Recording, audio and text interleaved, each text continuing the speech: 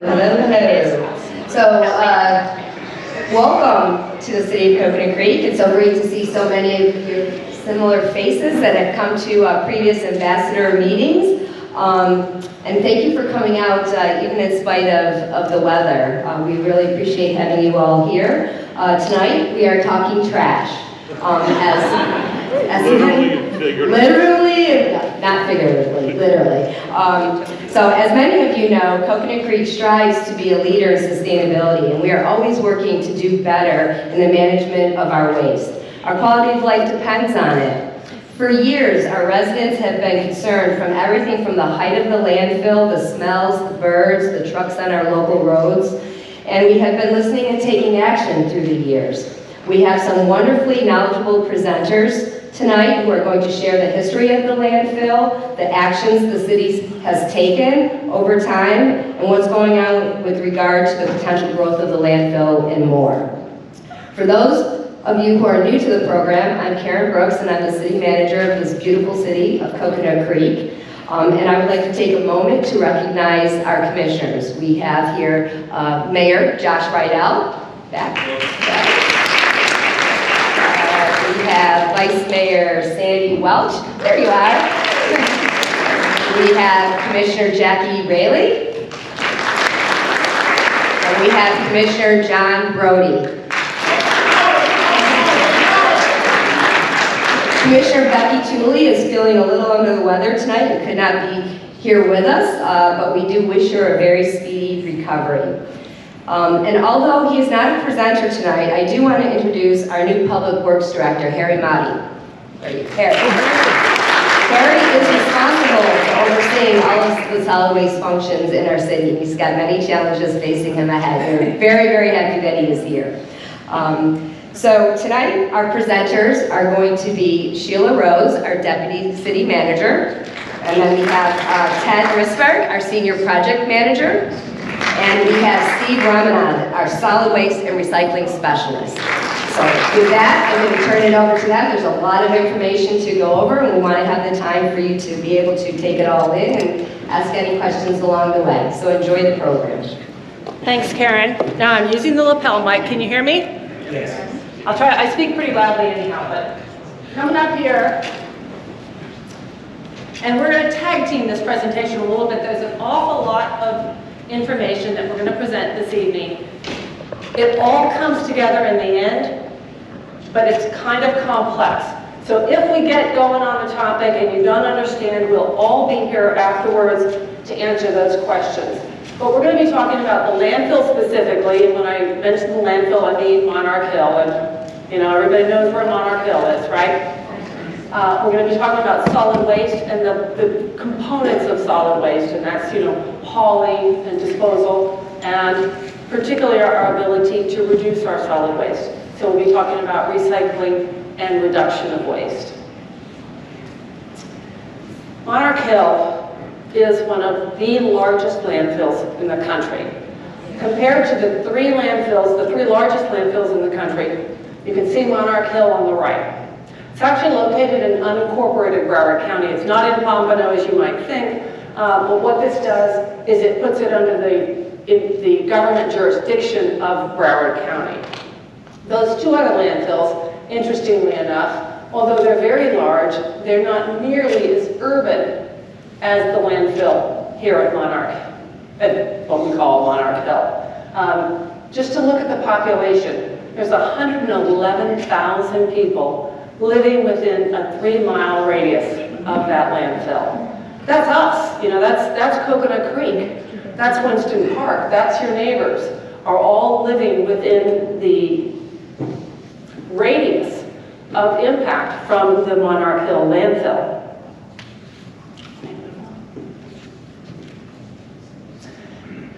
Some of the areas that we're concerned about are fairly scientific, but we're going to try to explain because you know, they're all interwoven. I'd like Ted to address some of the specific concerns that we have related to this landfill. So Ted, if you could take off from there.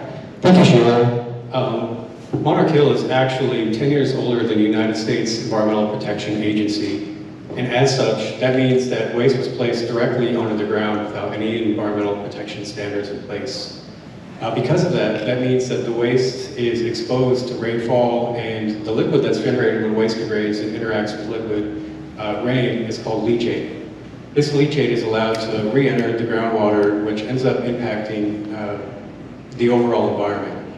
So Monarch Hill does not have a complete liner system, and because of that, it's really hard to determine exactly how much leachate is being generated by the facility.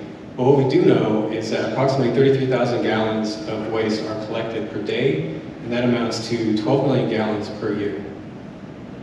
Thanks, Ted. If you could also go into some of the different cells of Monarch Hill and explain that.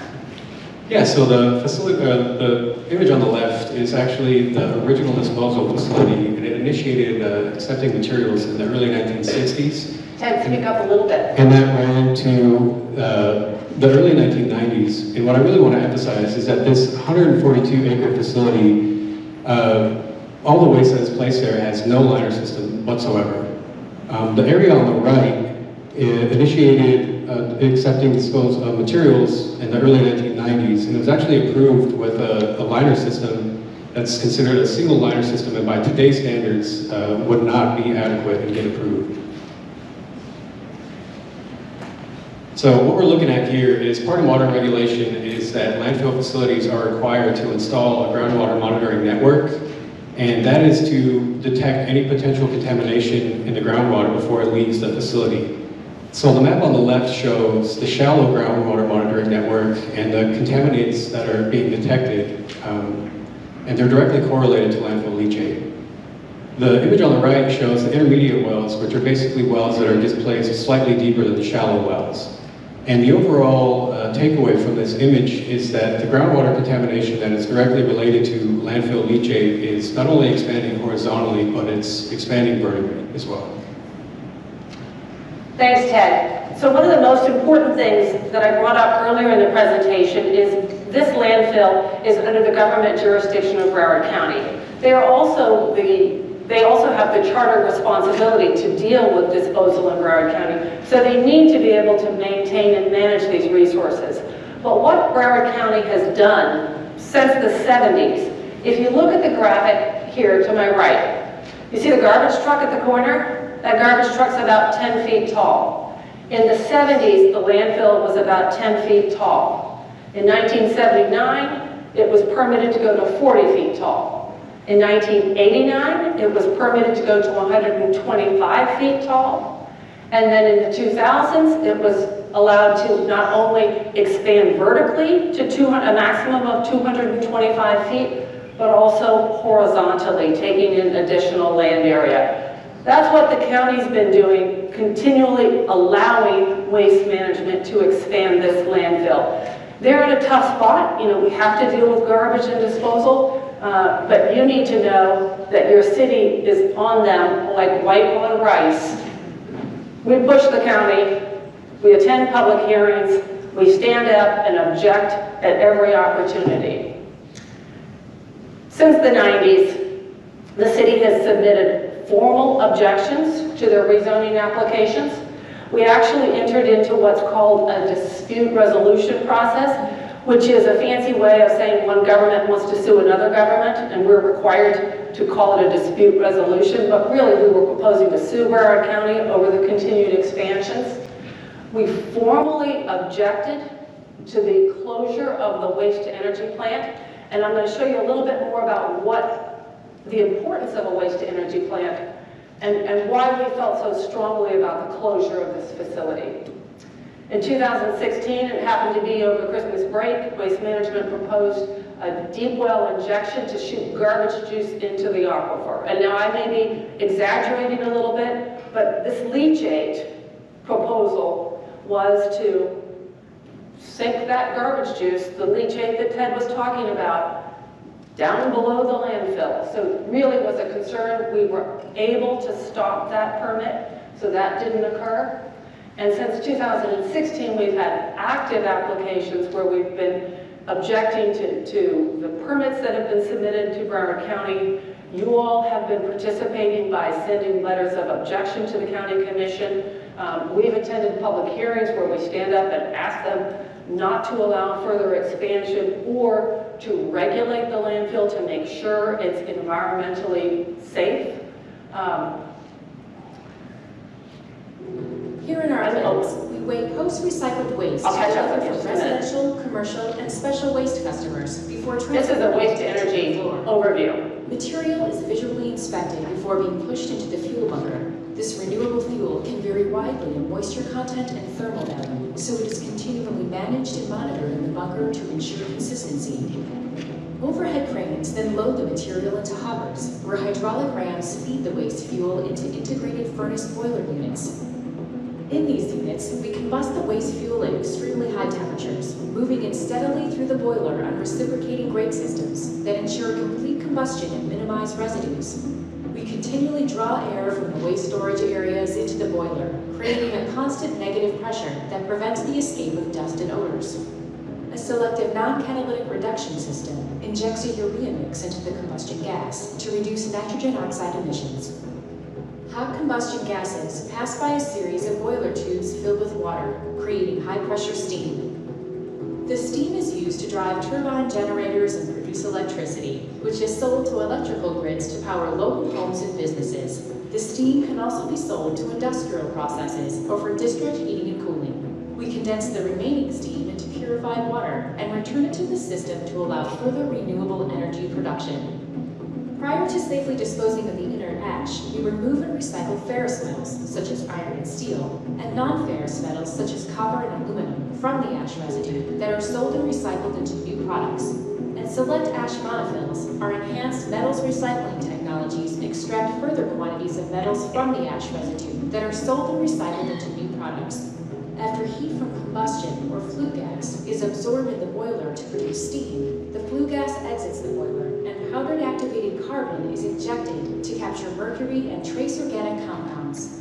The flue gas then enters a spray dryer absorber or dry scrubber where lime is combined with the gas to neutralize acid gases, including sulfur dioxide and hydrogen chloride. The flue gas then passes through a fabric filter or electrostatic precipitator where particulates, including fly ash, lime, carbon-containing mercury and organics, and any remaining pollutants are removed. Cleaned flue gas exits through the stack after a series of continuous emissions monitors analyze and record emissions levels. So it's important to understand this and remember what this is. This is the facility that we'll be talking about in more detail later in the presentation. But I'd like, Ted, if you could jump to some of the things that we've gotten waste management to do over the years at the landfill, specifically to address the city's concerns.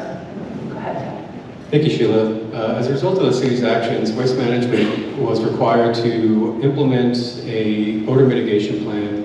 This requires the facility staff to conduct daily odor surveys at the facility boundaries. Another thing that was a result of the city actions is that the gas collection and control system at Monarch Hill had to undergo a major upgrade. And that was one of the biggest things that could have been done to lower the overall odors from the landfill. But the most important thing that resulted from the city's actions is we're the only city in Broward County that actually has a stipulated agreement with Waste Management that limits the type of waste that's allowed to be disposed of at Monarch Hill. So as per that agreement, the household waste is limited to 175,000 tons, and waste that is the result of wastewater treatment plant operations is limited to 25,000 tons, and can only come from the Broward County wastewater treatment plant. The overall result of all these actions is that the odor complaints have been reduced by 90%. Thanks, Ted. Sure. Yes, ma'am. Quick question. Could you go back to the last Sure. one more? The gas, okay? You drive down the turnpike, and you see gas. The flame, where they're coming flaming out. off the Yeah, methane. okay. What are they doing with the gas? You know, they upgraded it. Go ahead, I'll let Ted address that. Yeah, so what you're seeing there is actually called flare, and it's part of that upgraded gas collection system. Some of it is, as you can see in this picture, when it's collected, and what you're talking about is there in the middle, it's that silver stack. But that's really for just the gas that's collected that is not going to be utilized for renewable energy. And basically what that is ensuring is that instead of emitting methane, it's actually just emitting carbon dioxide. Right, and an important point is that methane gas is not only the one that really smells bad, it also is one of the worst gas releases as it relates to climate impacts. So this gas collection system is a huge improvement at the landfill. So just going back a little bit, so Waste Management, as they do, has submitted another application to expand the landfill. And what they're proposing to do is expand the landfill into that area that was the home of the waste-to-energy plant. So the old waste-to-energy plant that was built there with the public dollars has been dismantled, and now Waste Management has an application to change what's referred to as the land use, which is the government-required approval to allow it to be converted from what is currently electrical generation to landfill. I want Ted to go into this a little bit because it's not just allowing the 26 acres to be landfill, it's the cumulative result of adding that 26 acres to the landfill and what it does to the potential life, size, and height. So Ted, can you cover that? Yeah, thank you, Sheila. What we're looking at here on the left is the footprint of the land use plan amendment application and the additional lateral expansion onto the existing landfill cell. On the right, what you see highlighted in yellow is, again, the LUPA acreage inside of where that application is going to be. What that ultimately will do is will allow the yellow area is actually the vertical extent of the landfill as it is currently permitted. And that's allowed to go up to 225 feet. But with this LUPA approval, if that should go through, the area in red will be the new overall vertical extent of the landfill. And what that does is that's going to allow for a massive vertical expansion that could potentially allow Monarch Hill to be in operation for upwards of 50 or more years. How much higher? Well, I'll take that one because it's, from a geometric perspective, there are limitations. Right now, the height is limited at 225 feet. We anticipate that following this application, there will be a request to raise it even higher, but we don't have a definitive number, and it is limited by the side slopes. That's Power Line Road, right? So you've got... Or the yellow? This is Power Line Road, and this is Wiles.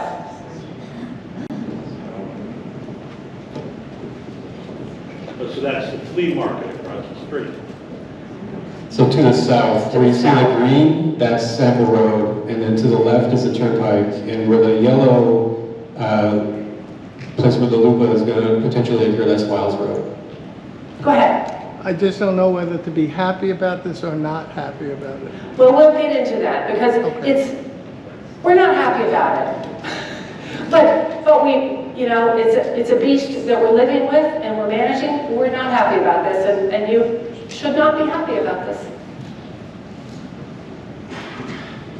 So a little bit of why the city is concerned is basically, in this presentation I've discussed how Monarch Hill has been in operation since before really there was a regulatory agency in place. A good 2/3 of the landfill consists of either no liner system or an inadequate liner system. And allowing the LUPA to potentially go through would allow the continued exacerbation of all the different issues that we've identified, including the groundwater contamination, including all the different vectors like birds, and all the different animals that are associated with landfilling. And again, it's just going to make it to where the landfill and this old concept before really there was any type of environmental engineering standards, it can just continue on. So, I mean, that's really kind of the take-home message is, if this was a different landfill and they had, started operating later after the EPA was in place and they had a good liner system, then that's a whole different story. But this literally was in place before there was any federal regulation whatsoever. And I think that the larger point is we know this landfill is not going away. We need to work with the county, work with the various agencies to make sure that it is managed in a way that has the least impact on the residents and isn't wasted space. You know, from our perspective, and we'll get into this a little bit more, just putting garbage in that landfill is wasted space. It doesn't accommodate recycling, it doesn't accommodate all the things that we can do to reduce that waste. It's just the cheapest way to put it out there. So this is a video of the active face. I guess everybody's seen this, right? This is the active face of the landfill. This is what you will see from Wiles Road as you head east if this land use plan amendment is approved. This is currently Sample Road, but this, you would see the similar view from Wiles Road. And you see this now.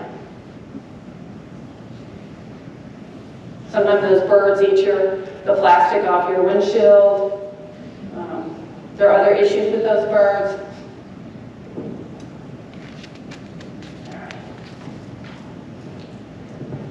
So you asked a very important question. Stop the LUPA. That's our position. Right now, there are a lot of complex things going on, and I'm going to get into what's going on as it relates to garbage countywide. Right now, in the city's opinion, it is not time to turn this land from what it was or could be, electrical generation, into a dump. That's our position. On October 27th, there will be a public hearing before the Broward County Planning Council, and that's the advisory group to the county commission that, yes, thank you, take a picture of this. Put this on your calendar. As ambassadors, this is what we're doing. We're asking you to learn this information, to ask questions, to get engaged, and to show up at some of these public hearings and express your concerns. This will be the first public hearing where there will be a recommendation from the county staff as to whether this should be approved or not. And I ask you, please, watch our heads up site on our website. We will update you as to the date and time of any future meetings. There will be more than one meeting, but right now what we have scheduled is October 27th, 10 a.m. We'll offer talking points. Anybody that wants to speak, we'd happily have you. City will be well represented. I expect that we'll have most of our city commissioners there. Yes, Sherry? This meeting will be at the Broward County Governmental Center. So, yes, we ask you very clearly to stand up and object to this land use plan amendment. Yes, sir? If we put more power generation at work, what would be the cost, what would be the payback time?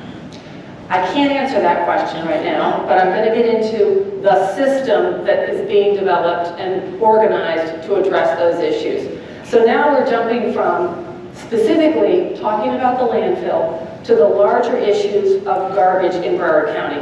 And I mentioned earlier that garbage is a charter responsibility of Broward County, except in Broward County's eyes, all the cities generate the trash. So there's a push and pull.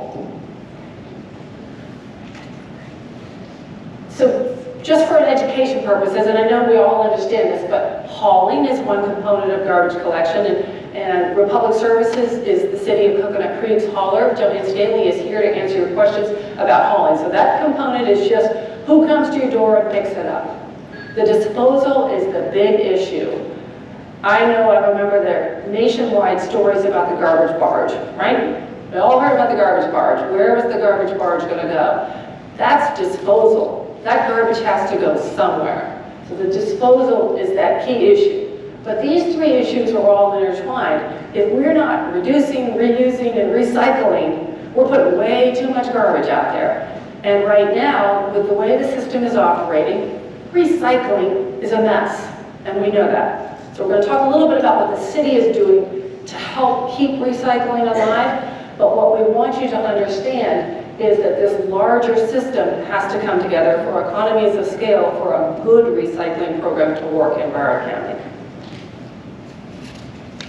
So right now, there are two landfills in Broward County. Monarch Hill up there in the north, and the county owns a small landfill in the south. There used to be two waste energy plants. There's one here off of 595, you see the WTE in green, and there was one at Monarch Hill. That one has been dismantled, but the land still exists.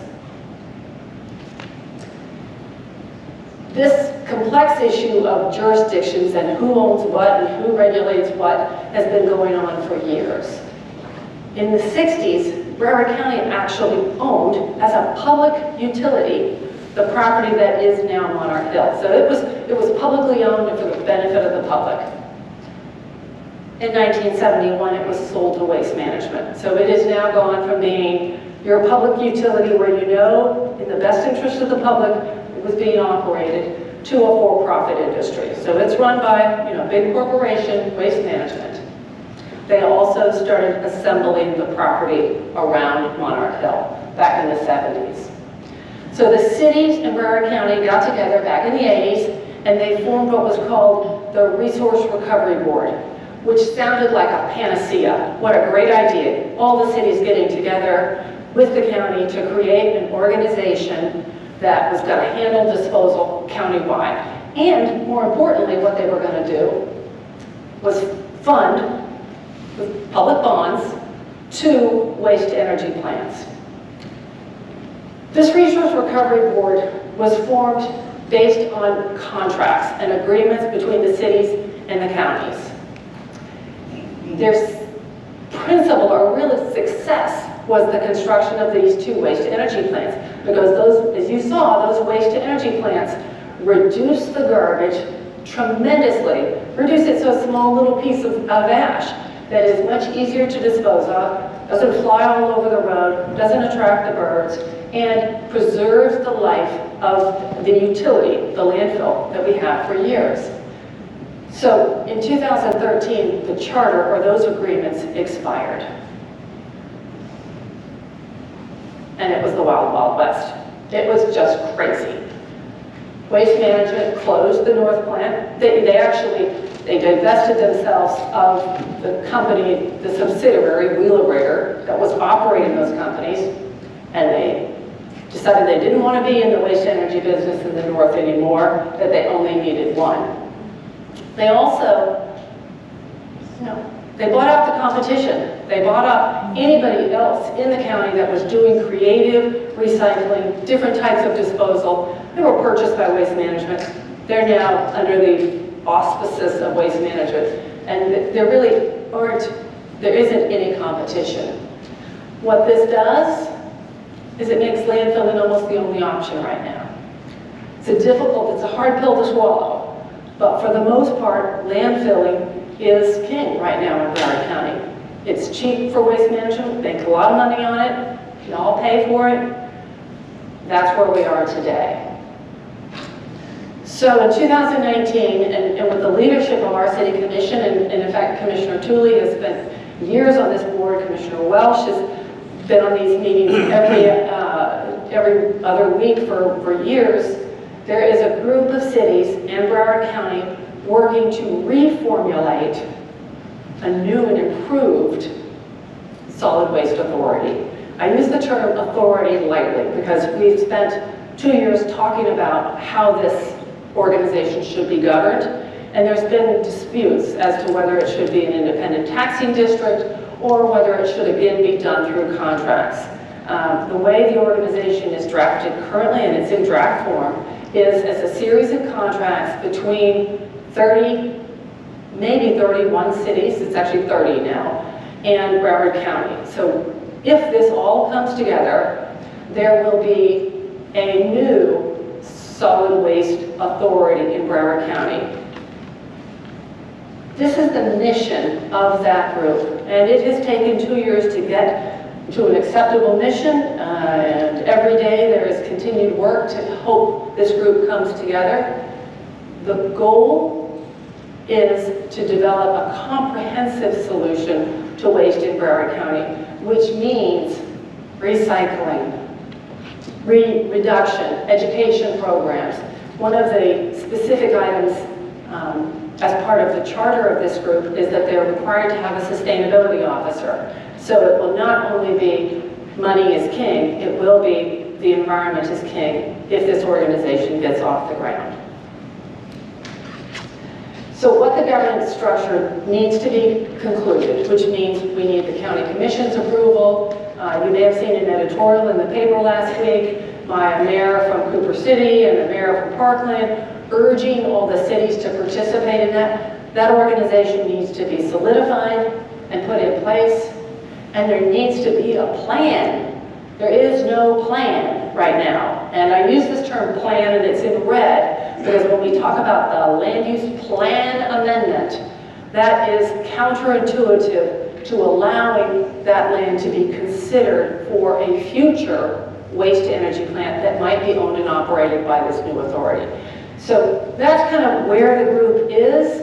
The hope is that it will come together in the next year or two, and we will develop a county-wide comprehensive plan to deal with garbage and recycling.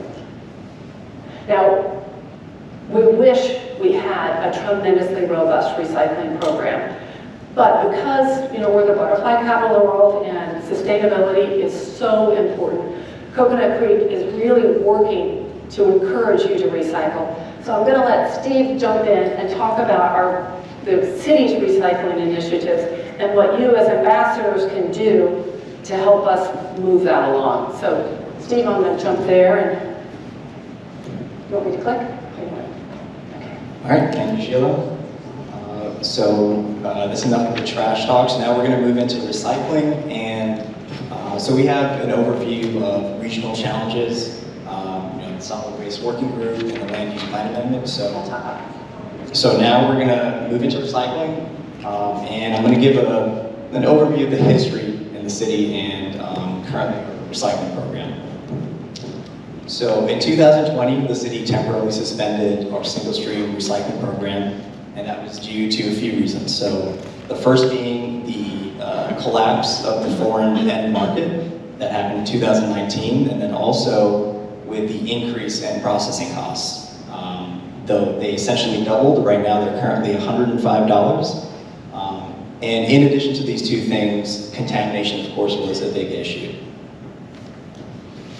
So here we're illustrating the commodity values of these materials. And this kind of shows the fluctuation. They fluctuate monthly, and it boils down to supply and demand, to political climate, to economic pressures.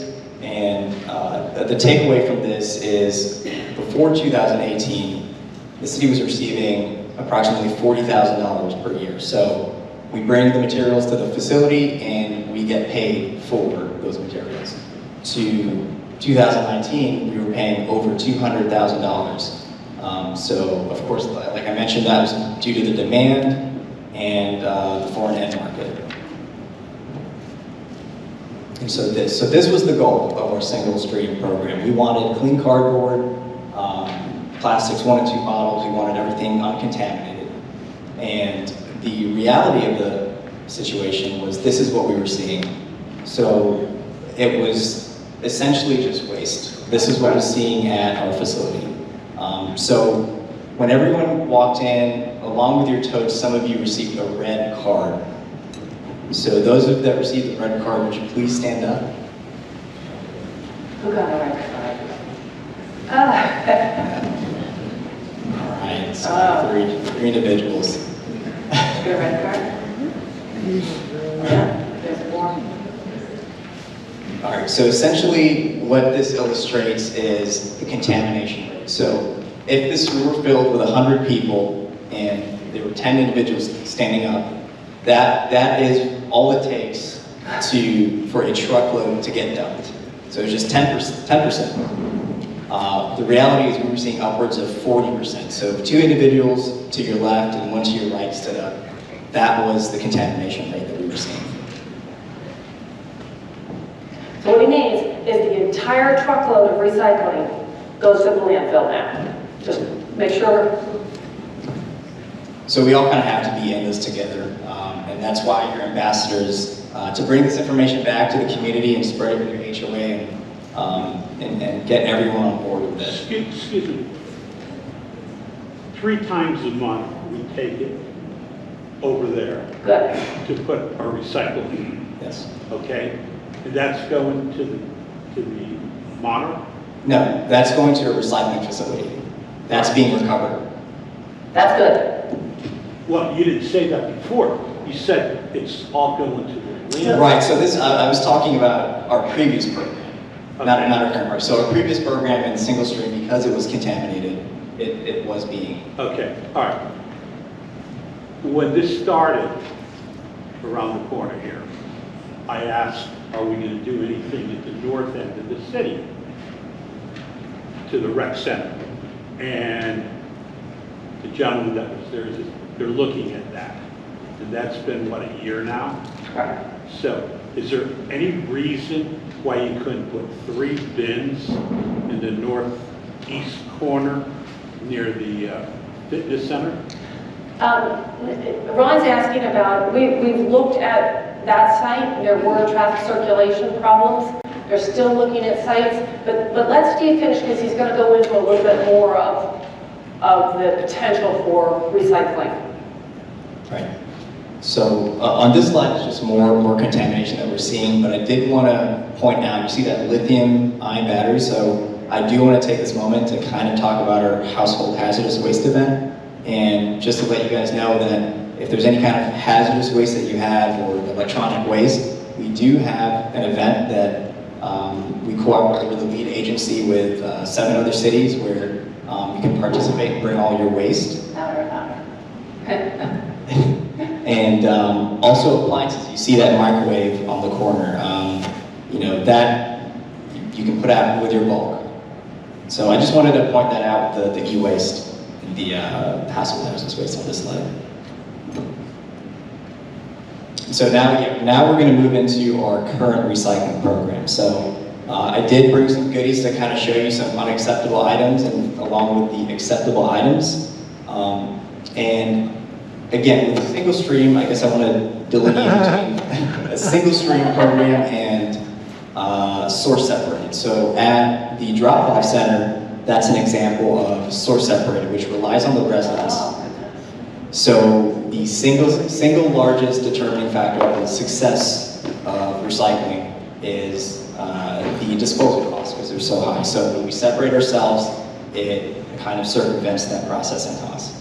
So again, at our center, we're accepting corrugated cardboard. So that's moving boxes, shipping boxes. You know, that doesn't include cereal boxes. That is a mixed paper good, which we do not accept.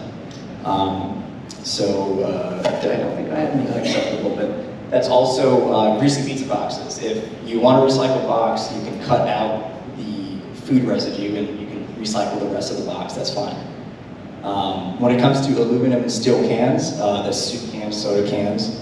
Now, I had this, which was pulled from our recycling drop-off. This is scrap metal, so this does not go in our bin. That, if you put it in your waste bin, that's fine. It'll go to the incinerator, and then the ferrous and non-ferrous and those will get sorted out. And when it comes to plastics 1 and 2, that's specifically bottles. So sometimes you'll see an item that's a 1 and a 2, but we don't accept it because of the processing facility and the capability. It will, jam the machinery. So right now it is 1 and 2 plastics, but water bottles and paper bottles, laundry detergent bottles. How many people have been to the recycling drop-off? Everybody, right? Good.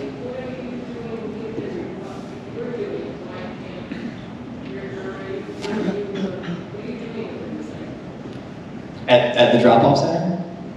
Yeah, it's going through a recovery facility, which it does enter back into the supply chain. So the materials that get taken to the drop-off center does get recovered. So the distinction is that we are not doing curbside recycling because that's where the contamination was. So what happened was when anybody took their curbside recycling, it went into the truck and it was contaminated, the whole load was waste. So here we have actually a manned facility.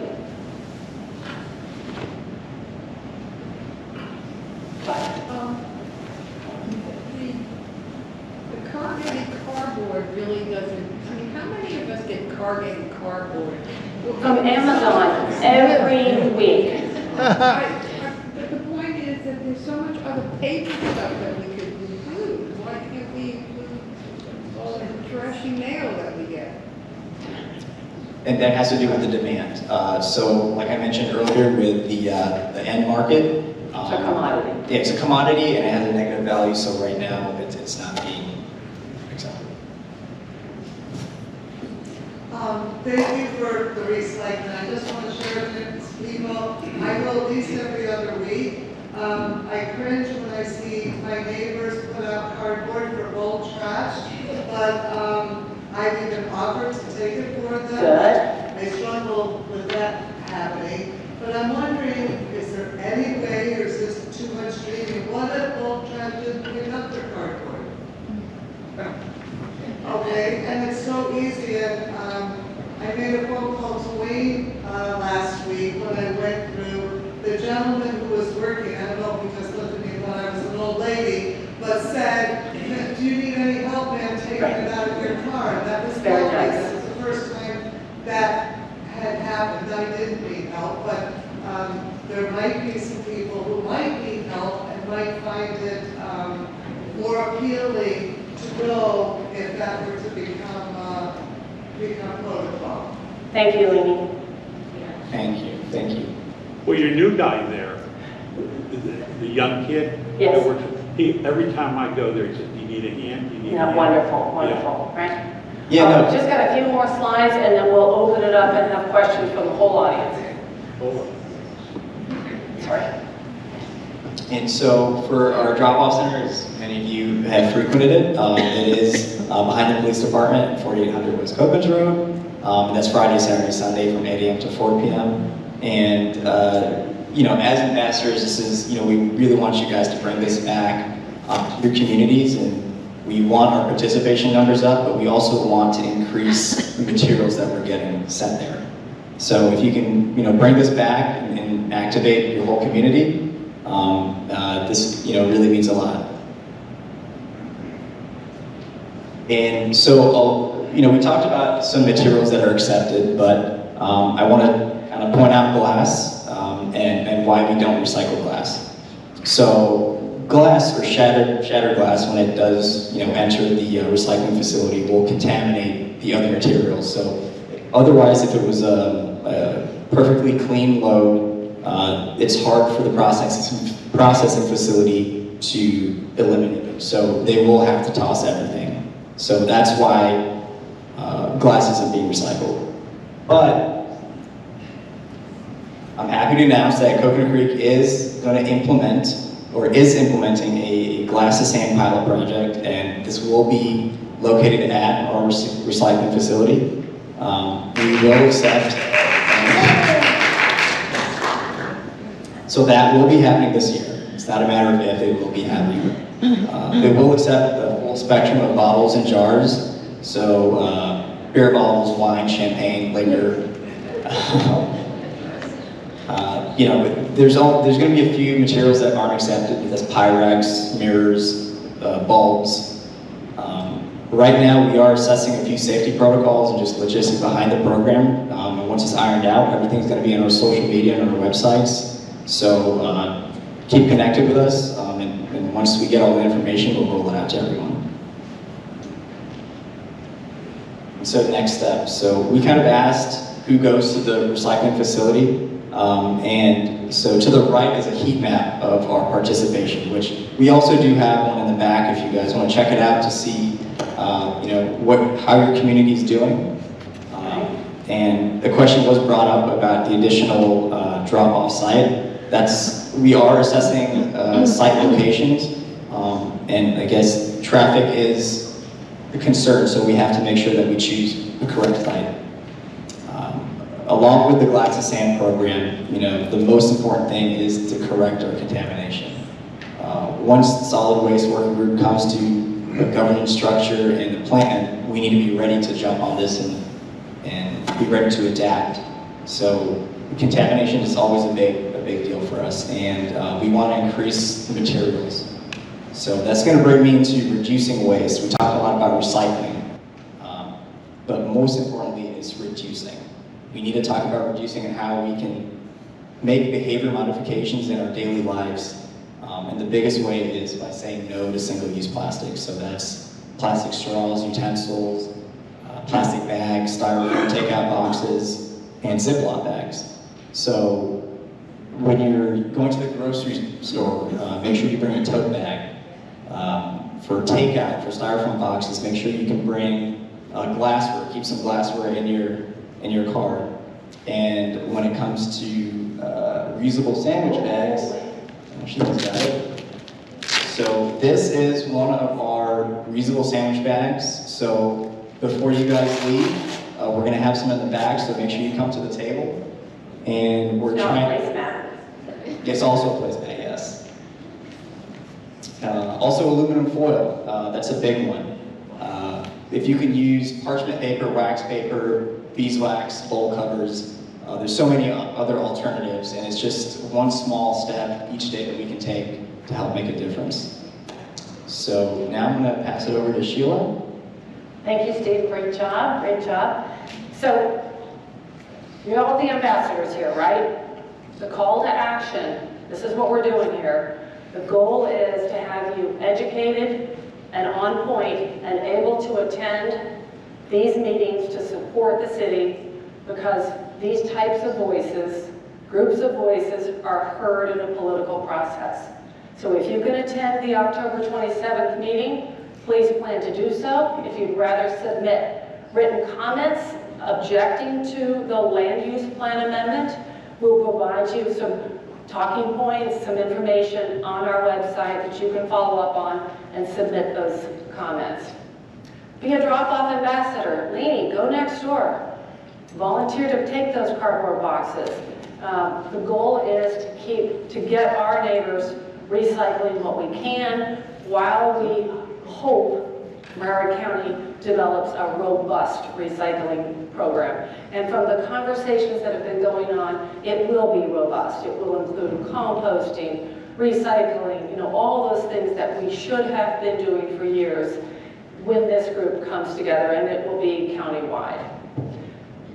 Reduce what you use. When you go to a restaurant, you don't need the plastic fork if you're going to take it home and eat it. Tell them to leave it behind. Linda Whitman is in the back, and she's got some great examples of reusable lunch bags, ways that we can actually reduce our garbage. And we ask that as ambassadors, you go on and you take our Pass Out Plastics pledge. I do see a single plastic bottle, but I can't call a kid out on that. No plastic bottles. Reusable bottles are the way to go. If you just visualize, have you been to the drinking fountain recently and seen the number of bottles that you reduce when you use a refillable water bottle? I know we're all drinking a lot of water, but those plastic water bottles really add up. So we ask you to take that plastics pledge. In the back of the room, I mentioned that Joanne Stanley is here if you have specific questions about your hauling. Thank you, Joanne. I appreciate you being here. And you can always call or email our Public Works Department with questions, ask for additional information. We'll provide you any resources that you might need. And with that, I really ask that you stay tuned in. Our social media gets out very aggressively. Yvonne and John do such a great job at promoting these issues. Look at that heads up. We'll provide you information about upcoming meetings. Thank you. Yes, go ahead. I didn't want to interrupt. I want to thank you for this incredible presentation. I wish it were being done throughout the county and every city. 2 questions right away. The first one is for the October 27th meeting. Are you guys also partnering with Deerfield Beach, Margate, Parkland, getting them to get their citizens to also show up? Because this impacts all of us, and we're all kind of local. That's my first question. We've reached out to Deerfield, and in fact, they've been very supportive in this initiative. And we have had conversations with Pompano. Interesting things have changed in Pompano. So Pompano and Deerfield are who we have been focused on because this land most directly impacts those 2 cities. Parkland might be interested considering the, letter. Right, Parkland, good idea. Second question, if you ask everybody, thank you, young lady. I love what you said about going every other week and helping your neighbors. I have pictures of the cardboard boxes in my neighbors. Anyway, is Coconut Creek planning on establishing our own solid waste working group, a subgroup of this ambassador program, because I'm sure we all have ideas to share. And if I go to my neighbors and say, hey, it would be a lot better if we had, hey, this is a program that Coconut Creek is doing for every HOA. And I think if we put our heads together, we could come up with some really impactful ideas. I would like to suggest that we give this solid waste working group time to get a plan together. What we found was that the convoluted and different messages from city to city on what's recyclable, what's garbage, how it's handled, was not very effective. And if the group were to come together and it's a comprehensive county-wide program, we think that would be more successful. A pointed group to get the materials up to our drop-off, to promote drop-off events would be wonderful. So it would be beneficial. That would be wonderful. Just one more thing, and then I'm going to shut up, I swear. Recycling is great, but if you don't stop creating the waste in the first place, it's like, using a spoon to empty a bathtub when the faucet's on full force. There's my ambassador. That's what I needed. Wonderful, thank you. I really want to, I think we've got a bunch of questions. I'll try to field them, and then we've got the subject matter experts back here. Yes, ma'am. Have you considered renting some buses to get out of this meeting? School buses, because it's at 10 o'clock. The buses are available. If you could get, numbers help. We'll certainly investigate that. So stay tuned. We'll post updates. We expect that the county staff will publish their recommendations on or before October 20th. If the county staff is recommending denial, we may take a little sigh of relief and not bring everybody. If they're recommending approval, we're going to ask him to be there. Sorry, go ahead. I know that you guys are trying your best to try and figure out what's the best way to have these be a secondary drop-off location. What my HOA is talking about is us having like our own community recycling, and then being able to get it down there. So if you guys pay for somebody to be at the drop-off location, another possible thing might be for you guys, instead of like pay one person to go around maybe one time a month to each community and pick up at those smaller locations. Great idea. Great idea. Alfred? So I've been following the solid waste group meetings, and one of the things that concerned me was that it looked as though a couple of weeks ago, the county might just basically throw 2 years of work down the tubes over vetoes and whatnot. How do we keep the county at the table talking so that they don't basically blow up the entire agreement? Well, and I actually glossed over that part because it is so complex. We got a fairly good read that Broward County is still at the table. I think some type of organization will result. The other alternative is that Broward County takes it over and does a master plan, which I think would be acceptable as well.